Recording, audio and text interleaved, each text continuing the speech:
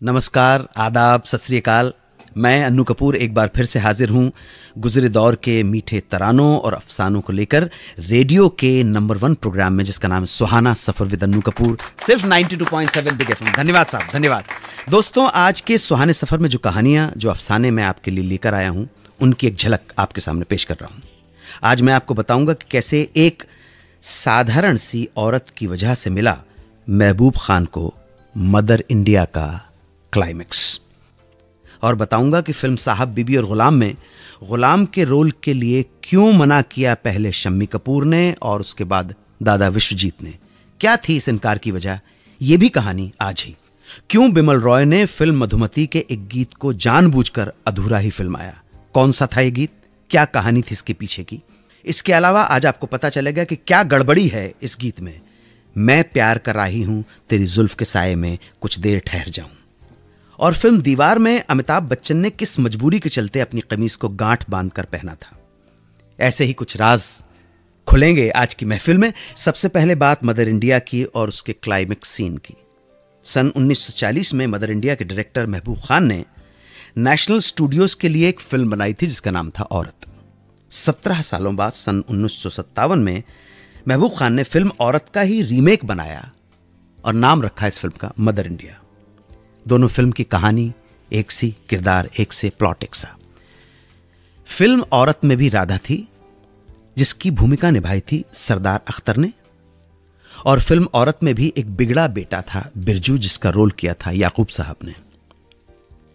और mother India में ये दोनों किरदार निभाए थे नरगिस जी और सुनील दत्त साहब ने।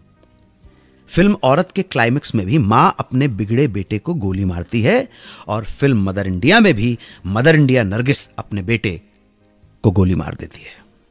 अब मैं आपको बताता हूं कि जब महबूब खान औरत फिल्म बना रहे थे तब इस क्लाइमेक्स सीन को लेकर वो बहुत परेशान थे। यह क्लाइमेक्स इस फिल्म से जुड़े किसी आदमी के गले नहीं उतर रहा था, मगर महबूब खान साहब इस क्लाइमेक्स से पूरी तरह कन्विंस थे। महबूब खान को लगता था कि इससे बेहतर क्लाइमेक्स कुछ और नहीं हो सकता। लेकिन टीम मेंबर्स का कहना था कि बच्चा चाहे कितना ही बिगड़ा हुआ क्यों ना हो, मां होती है। वो भले ही बच्चे को कड़ी से कड़ी सजा क्यों ना दे दे, उसकी जान कभी नहीं ले सकती। महबूब खान समझ नहीं पा रहे थे कि क्या किया जाए। उनके तमाम साथियों का भी यही मानना था कि दर्शक इस बात को डाइजेस्ट नहीं कर पाएंगे, और इस क्लाइमेक्स के साथ कि द मदर किल्स द सन, इस फिल्म का फ्लॉप होना पक्का है। हफ्तों इसी जद्दोजहद में गुजर गए। जब कोई नतीजा नहीं निकला तो महबूब नेशनल स्टूडियोज के मालिक सेठ चिमनलाल देसाई की पत्नी नंद गौरी के पास पहुंचे। नंद गौरी जी एक सीधी सादी गृहिणी थी जिनका फिल्मों से कोई सीधा साधा रिश्ता नहीं था, डायरेक्टली कोई कांटेक्ट नहीं था। वह अपनी गृहस्थी में ही पूरी तरह रमी थी और पति के कारोबार में बिल्कुल दखल नहीं देती थी। हालांकि स्टूडियो से जुड़े लोगों का वो पूरा ख्याल रखती, और इस वजह से स्टूडियो के सभी लोग उन्हें प्यार, इज्जत और आदर से कुकुबा कहकर बुलाया करते थे। महबूब ने नंद गौरी यानी कुकुबा को फिल्म औरत की कहानी सुनाई, लेकिन क्लाइमेक्स को वो छुपा गए। उल्टा उन्होंने नंद गौरी से सवाल किया कि अगर आप राधा की जगह होती तो क्या करती। नंद गौरी ने तुरंत जवाब दिया, मैं ऐसी बिगड़ी हुई औलाद को गोली मार देती। एक मां के इस जवाब ने महबूब खान की उलझन को एक झटके में दूर कर दिया। संशय समाप्त हो गया। उन्हें समझ में आ गया कि अगर ये सीधी सादी भारतीय महिला, भारत की नारी यही सोचती है तो उन्हें क्लाइमेक्स भी ऐसे ही पिक्चराइज करना होगा। तो इस तरह से उन्होंने न सिर्फ औरत फिल्म को उस क्लाइमेक्स के साथ रिलीज किया, बल्कि बाद में जब इस फिल्म की रीमेक मदर इंडिया बनाई तो उसमें भी वही क्लाइमेक्स यूज किया जिस क्लाइमेक्स का सजेशन दिया था कुकुबा यानी कि नंद गौरी जी ने। एक मां अपने बेटे को गोली मार देती है।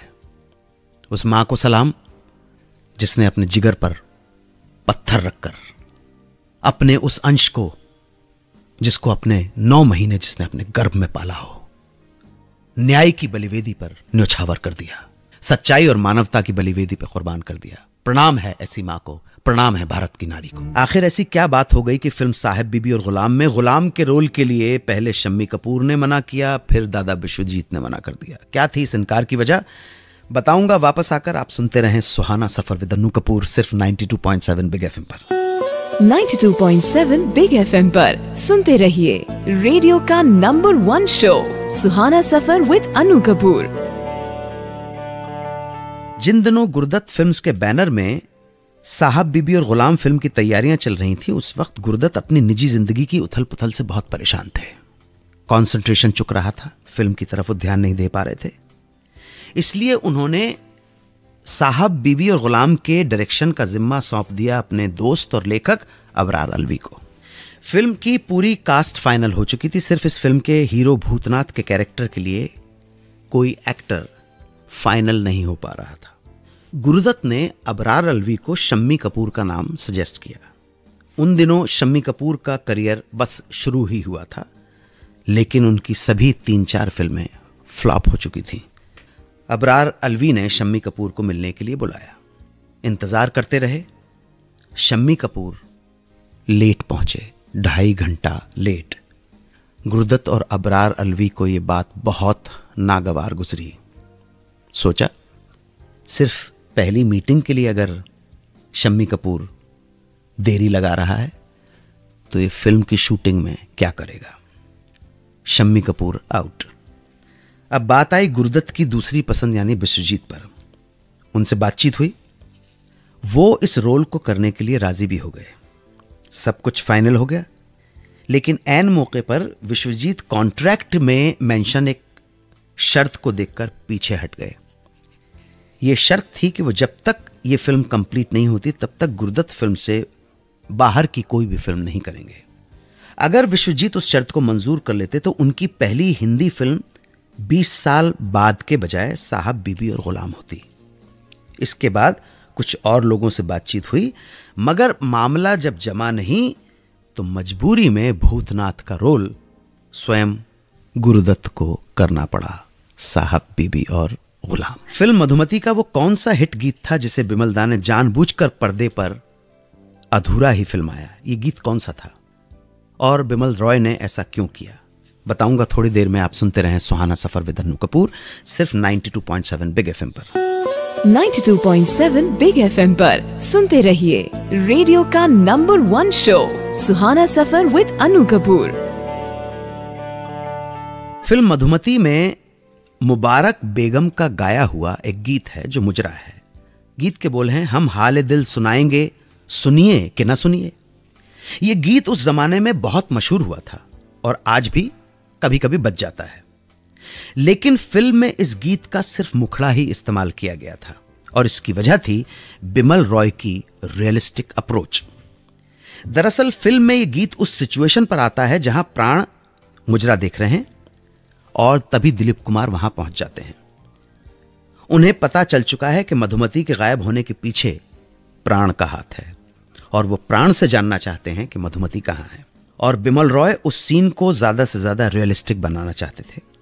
उनका लॉजिक यह था कि अगर फिल्म का हीरो इतना गुस्से से भरा हुआ वहां आएगा तो नाच और गाना खत्म होने का इंतजार नहीं करेगा, वो तो सीधे सीधे डायरेक्ट पाउंस करेगा प्राण पे कि पूछेगा मधुमती कहां है। बिमल रॉय ये नहीं चाहते थे कि वो भी लकीर के फकीर बनकर हीरो को गाने में एंटर करवाएं और उसे गाना खत्म होने तक वहां इंतजार करवाएं। वो चाहते थे कि जैसे एक आम आदमी गुस्से में आएगा और गुस्से से भरा हुआ कन्फ्रंट करेगा प्राण को, वैसा ही होना चाहिए।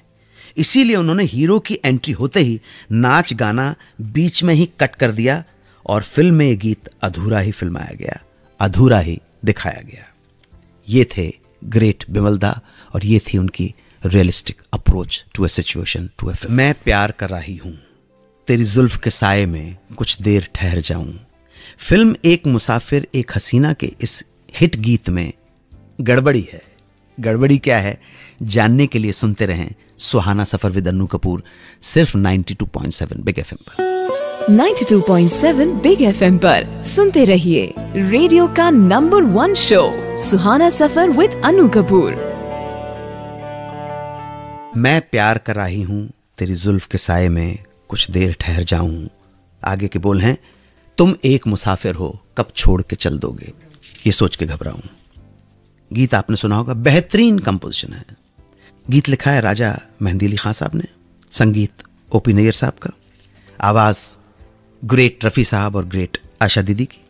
लेकिन आपने कभी गौर किया कि इस गीत के दोनों अंतरों में आशा भोसले की गाई हुई लाइंस आपस में बदली हुई हैं? मुझे उम्मीद है कि अब इस गाने को आप गौर से सुनेंगे और हमारे प्रोग्राम को याद करेंगे। प्रोग्राम के इस भाग में हमारे एक श्रोता हैं श्री शरद दत्त ने दिल्ली से एक SMS भेजकर हमारी गलती की तरफ हमारा ध्यान दिलाया। रिसर्च हुई, ये गलती उन्होंने पकड़ी थी हमारी जब उन्होंने 1947 की फिल्म शहनाई की बात की थी। शहनाई के गाने की तरफ इशारा किया था।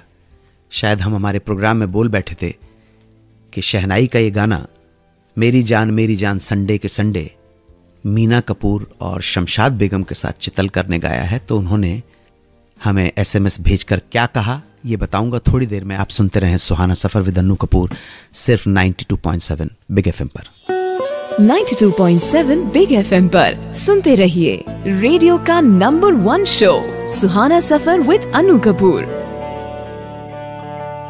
मेहरबान दोस्तों, गुजरे हुए एपिसोड में 1947 की फिल्म शहनाई के एक गाने की जब चर्चा हुई थी तो मैंने गलती से कह दिया था कि ये गीत आना मेरी जान संडे के संडे, आना मेरी जान संडे के संडे। मैंने कह दिया था ये गीत गाया है चितलकर साहब ने, यानी कि सी रामचंद्र अपने इस नाम को भी इस्तेमाल करते थे। चितलकर साहब ने शमशाद बेगम के साथ। तो दिल्ली के कोई शरद दत्त साहब हैं, उन्होंने मैसेज भेजा कि नहीं ये गलत है, ये गाना चितलकर के साथ मीना कपूर ने गाया है। हमने रिसर्च की, लेकिन ये रिसर्च जाहिर है कि यूट्यूब और इंटरनेट से बियॉन्ड जानी थी। तो शरद दत्त साहब, अगर हमारा प्रोग्राम आप सुन रहे हो तो बहुत बहुत धन्यवाद हमारा प्रोग्राम इतने गौर से सुनने के लिए। मैं कुछ चीज़ों को रेक्टिफाई करने जा रहा हूं। ये गाना जब आप देखते हैं, ये फिल्म थी 1947 की फिल्म शहनाई, जिसमें संगीत दिया था सी रामचंद्र ने, जो चितलकर के नाम से भी कभी कभी गाना गाते थे और म्यूजिक भी दे दिया करते थे। तो संगीत है सी रामचंद्र का। गीत लिखा है इस फिल्म के डायरेक्टर श्री PL संतोषी ने। श्री PL संतोषी आज के जमाने के मशहूर मारूफ डायरेक्टर श्री राज संतोषी के पिता हैं। मैंने राज संतोषी साहब की पहली फिल्म में काम किया है जब वो पहली बार इंडिपेंडेंट डायरेक्टर बने थे। उस फिल्म का नाम था घायल। तो बहुत रिसर्च करने के बाद शरद दत्त साहब, उम्मीद है कि आप गौर से सुन रहे होंगे, इस गाने में चितलकर के साथ मेल वॉइस के साथ साथ जब आप देखेंगे तो इस गाने के 2 पार्ट हैं। एक में भारतीयता का है और दूसरे में इंग्लिश वाला बन के आती हैं, और आदमी वो सेम है। तो पुरुष की जो आवाज है वो चितलकर की यानी सी रामचंद्र की, और पहला जो भाग है वो आवाज है मीना कपूर जी की। ये वो मीना कपूर जी हैं, दरअसल मैं इनसे मिला भी हूं, मीना आंटी, जिन्होंने बाद में दादा अनिल विश्वास से शादी कर ली थी।